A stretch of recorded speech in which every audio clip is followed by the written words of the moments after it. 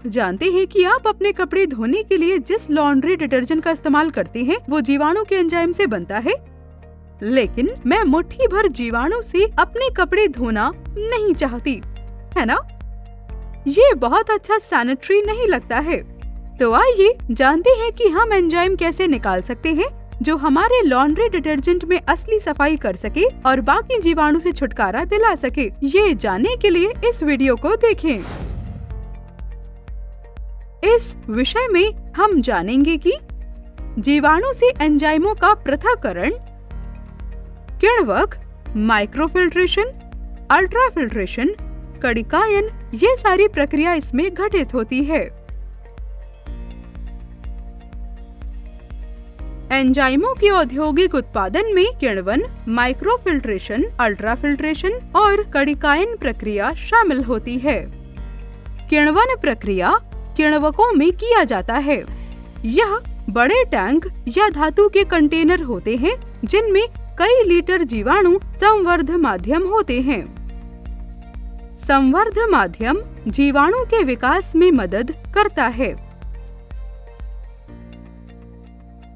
एक विलोडक मिश्रण को चलायमान रखता है और बढ़ते जीवाणु को ऑक्सीजन प्रदान करने के लिए रोगाणु रहित वायु को टैंक में भर दिया जाता है। किण्वक के चारों ओर एक जल आवरण होता है जो तापमान के स्तर को सर्वोत्तम स्तर पर रखता है। जीवाणु बहुत तेज दर से गुणन करता है। ये जीवाणु प्रोटीएज एंजाइम की बड़ी मात्रा में उत्पादन करने में सक्षम होते हैं।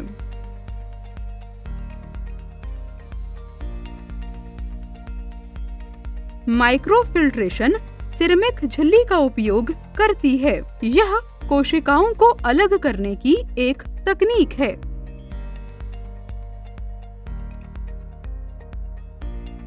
यहाँ यह पूरी कोशिकाओं को पकड़े रखता है जबकि एंजाइमों को पार करने की अनुमति देता है और परमिएट धारा में पुनः प्राप्त होता है। एक बार अलग हो जाने पर एंजाइम अल्ट्राफिल्ट्रेशन के उपयोग से सांद्रित और शुद्ध होते हैं। अल्ट्राफिल्ट्रेशन के दौरान विलयन एक पाइप से प्रवाहित है जिसके अंदर पतली झिल्ली होती है। जब तरल उसके पार प्रवाहित होता है तो एंजाइम अन्य घटकों से अलग हो जाते हैं। जो घटक पार होकर नहीं गुजरते हैं उन्हें रेटेंट के रूप में जाना जाता है जिसमें कोशिकाओं के मलबे शामिल होते हैं और ऐसे घटक जैसे कि एंजाइम जो झिल्ली से गुजरते हैं परमिएट का निर्माण करते हैं।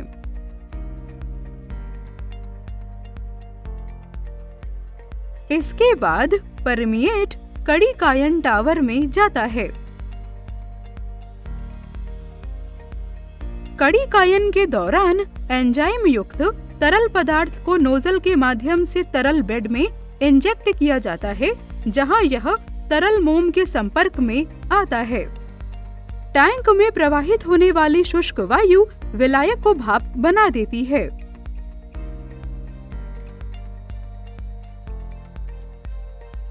अब कणिकायन प्रक्रिया को समझने के लिए आइए हम स्क्रीन पर एक एंजाइम कण देखते हैं। यहाँ जैसे शुष्क वायु चल रही है, एंजाइम सूख जाता है और तरल मोम एंजाइम सतह पर एक आवरण बनाता है जो उन्हें एक छोटे कण में परिवर्तित करता है। जैसा कि अधिक वायु प्रवाहित की जाती है, अधिक मोम छोटे कणों की सतह को आवृत करता है और इस प्रकार मनचाहा आकार प्राप्त होने तक कण आकार में बढ़ता रहता है। जब वे मनचाहा आकार प्राप्त कर लेते हैं तो ये वर्गीकरण नलिका से गुजरते हैं और ड्रायर से हटा दिए जाते हैं।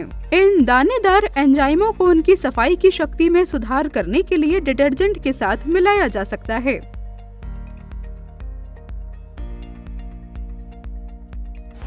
सारांश। एंजाइमों के औद्योगिक उत्पादन में किण्वन, माइक्रोफिल्ट्रेशन, अल्ट्राफिल्ट्रेशन और कणिकायन प्रक्रिया शामिल होती है। किण्वन प्रक्रिया किण्वकों में की जाती है। कोशिका पृथक्करण के लिए माइक्रोफिल्ट्रेशन में सिरेमिक झिल्ली का उपयोग करके किया जाता है। अल्ट्राफिल्ट्रेशन के उपयोग से एंजाइम सांद्रित और शुद्ध होते हैं। कड़ी कायन के दौरान एंजाइम युक्त तरल पदार्थ को नोजल के माध्यम से तरल बेड में इंजेक्ट किया जाता है, जहां यह तरल मोम के संपर्क में आता है। एंजाइमों के औद्योगिक उत्पादन के साथ हम देखते हैं कि एंजाइमों को अलग कैसे करना है और बाकी जीवाणुओं से छुटकारा पाना है। लेकिन हम जीवाणु से पूरी तरह से छुटकारा पाते हैं, हमारे अपशिष्ट जल में रहते हैं। और अगर आप जानते हैं कि यह पुनर्चक्रित अपशिष्ट जल आपके शौचालय से आया है, तो क्या आप इसे पीने के लिए तैयार होंगे? अपशिष्ट जल उपचार पर वीडियो देखें कि क्या हम शौचालय के जल को पीने के बारे में अपना विचार बदल सकते हैं।